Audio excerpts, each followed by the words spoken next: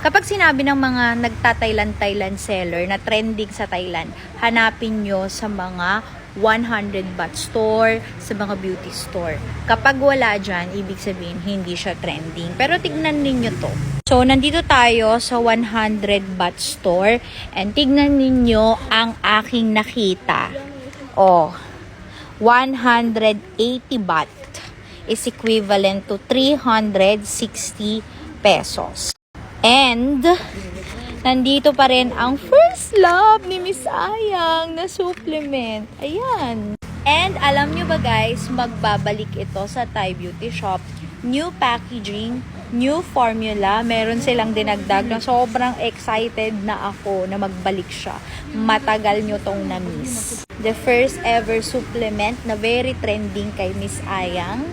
At hanggang ngayon binabalik-balikan. Kasi ewan ko na lang kung di ka mag-glow kapag ito yung gamit mo. Mabibili nyo lang to sa Thai Beauty Shop for only 450 pesos. Para ka nang pumunta ng Thailand. And of course, very authentic. Di ko muna napapakita yung newest formula natin. So parating na to guys. Sa lahat ng mga nag-aabang, antay-antayin nyo lang ang ating listing. At kapag sa page kayo nag-order, meron kayong discount na 10%. Plus free shipping. Abangan ninyo!